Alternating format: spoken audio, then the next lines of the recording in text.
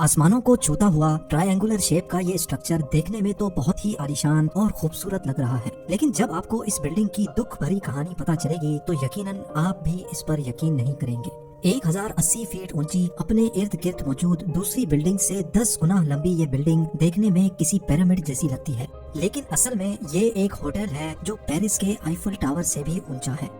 Area के हिसाब से इस होटल में 39 लाख स्क्वायर फीट की जगह और 3000 कमरे मौजूद हैं, जिसकी वजह से ये होटल दुनिया के किसी भी जाने माने 5 स्टार होटल के साथ मुकाबला कर सकता है। दुबई के बुर्ज खलीफा की तरह रात के वक्त इस होटल की दीवारों पर लाइट शोज और फायरवर्क्स भी होते हैं, जो पूरे शहर की फिजा में रंगीन रोशनियों की वजह बनते हैं।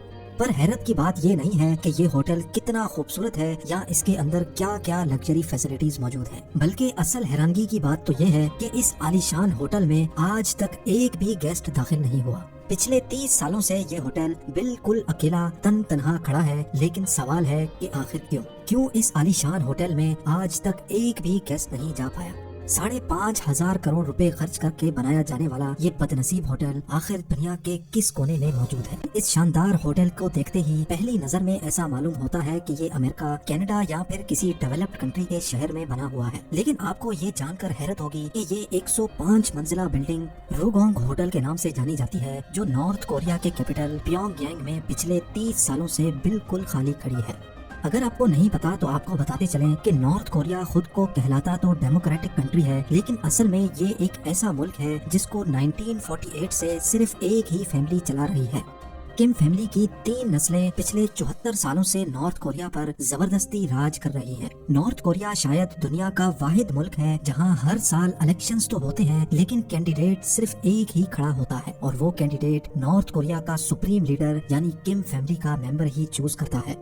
अपने सख्त कानूनों की वजह से नॉर्थ कोरिया अपने खिलाफ कई दुश्मन बना चुका है और शायद इसी वजह से ना ही इनके दूसरी कंट्रीज के साथ ट्रेड रिलेशंस हैं और ना ही यहाँ टूरिस्ट आना पसंद करते हैं।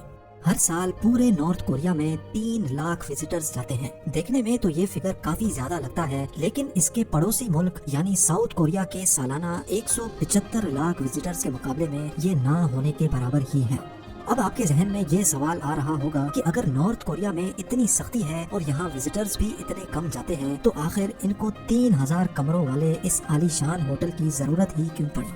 असल में ये बात है 1986 की, जब यूनाइटेड स्टेट्स और सोवियत यूनियन के दरमियान कोल्ड वॉर चल रही थी। इस जंग में नॉर्थ कोरिया सोवियत यूनियन की तरफदारी कर रहा था, जबकि इसका पड़ोसी मुल्क यानी साउथ कोरिया अमेरिका की तरफ था। क्योंकि ये एक कोल्ड वॉर थी, इसी वजह से इस जंग में हथियारों का नहीं बल्कि अपनी ताकत दिखाने का मुजाहरा करना था। नॉर्थ और साउथ कोरिया दोनों ही एक दूसरे के दुश्मन थे और हर चीज में एक दूसरे से आगे बढ़ने की कोशिश करते थे। 1986 में एक साउथ कोरियन फर्म ने सिंगापुर में दुनिया का सबसे ऊंचा होटल बनाया था, जो आज स्टैनफोर्ड होटल के नाम से जाना जाता है। इसके अलावा साउथ कोरिया में 1988 ओलंपिक्स होस्ट करने की तैयारियां भी जोरों शोरों से चल रही थी। दुनिया का उस वक्त का सबसे ऊंचा होटल और 1988 ओलंपिक्स की वजह से साउथ कोरिया का पूरी दुनिया में बोलबाला था, लेकिन ये बात नॉर्थ कोरिया को किसी भी सूरत हजम नहीं हो रही थी। नॉर्थ कोरिया ने टसल में आकर अपने पास भी एक फेस्टिवल कराने का फैसला किया, जो कि असल में ओलंपिक्स का कॉपीड वर्जन था। ये फेस्टिवल 1989 में करवाया जाना था और उसमें आने वाले 22,000 पार्टिसिपेंट्स के लिए न सिर्फ प्योंगयांग का एयरपोर्ट एक्सटेंड किया गया, बल्कि 1.5 लाख लोगों के लिए एक ब्रांड न्यू स्टेडियम और 3000 कमरों का एक होटल भी बनवाने का फैसला किया।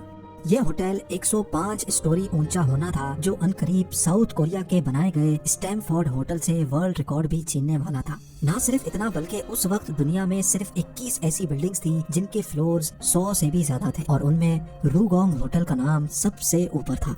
असल में आकर नॉर्थ कोरिया ने इतने बड़े बड़े हवाई फायर तो कर दिए थे, लेकिन इतना ऊंचा होटल बनाने का ख्वाब उनके गले में आ चुका था।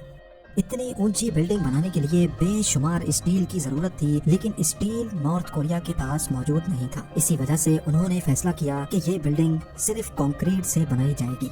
क्योंकि ये बिल्डिंग सिर्फ कंक्रीट से बनाई जानी थी, इसी वजह से इसको कोन शेप दी गई और हर साइड को 75 डिग्रीज झुका हुआ रखा।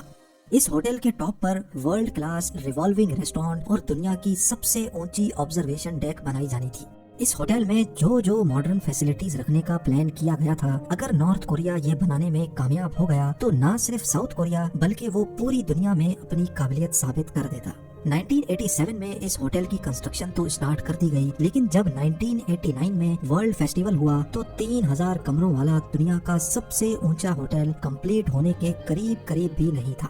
इज्जत बचाने के लिए नॉर्थ कोरिया ने ऐलान किया कि टेक्निकल मसलों की वजह से कंस्ट्रक्शन स्लो हो रही है, लेकिन नॉर्थ कोरिया ने हार न मानी और होटल ओपनिंग की एक नई डेट अनाउंस की।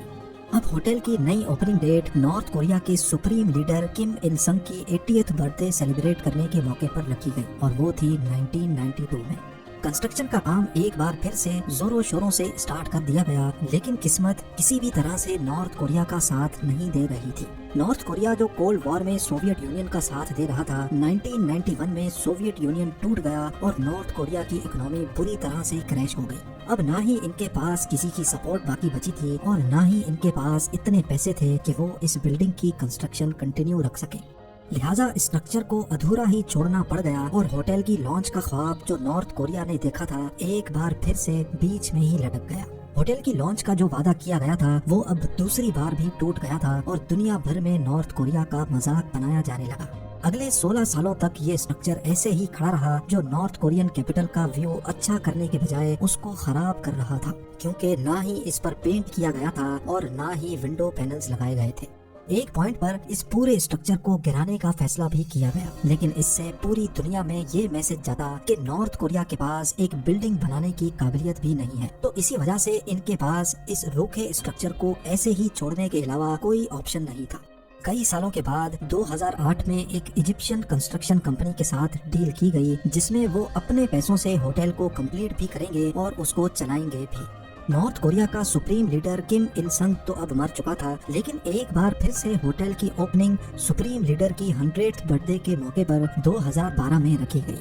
इजिप्शियन कंपनी ने सबसे पहले होटल पर खूबसूरत विंडो पैनल्स लगाए ताकि ये कैपिटल सिटी की खूबसूरती खराब ना करे, लेकिन जब होटल के इंटीरियर डेकोरेशन का टाइम आया तो एक और मुसीबत गले आ गई। 2011 में नए लीडर किम जोंग उन ने नॉर्थ कोरिया का कंट्रोल संभाल लिया था और उन्होंने आते साथ ही कुछ ऐसे फैसले किए जिसकी वजह से अमेरिका ने नॉर्थ कोरिया में लग्जरी आइटम्स इंपोर्ट करने की पाबंदी लगा दी थी। होटल का इंटीरियर जिसमें लगने ही तमाम लग्जरी आइटम्स थे, वो अब नॉर्थ कोरिया इंपोर्ट नहीं कर पा रहा था। होटल की नई ओपनिंग डेट पर लॉन्च तो दूर की बात, ये अंदर से देखने लायक भी नहीं था और एक बार फिर से नॉर्थ कोरिया बुरी तरह से फेल हो चुका था। कई साल पहले जिद में आकर दुनिया का सबसे ऊंचा होटल बनाने का जो हवाई फायर नॉर्थ कोरिया ने किया था, वो अब इनके गले पड़ गया है। दुनिया का सबसे ऊंचा होटल तो दूर की बात, अब इस होटल को एक नए वर्ल्ड रिकॉर्ड से नवाजा गया है। जी हाँ, Guinness book of world record के मुताबिक ये दुनिया की सबसे बड़ी बिल्डिंग है जो बिल्कुल खाली पड़ी हुई है। आज भी इस होटल में रात के वक्त लाइट शोज और फायरवर्क्स होते हैं, लेकिन अंदर से ये बिल्कुल वीरान भूत बंगले का मंजर पेश करती है।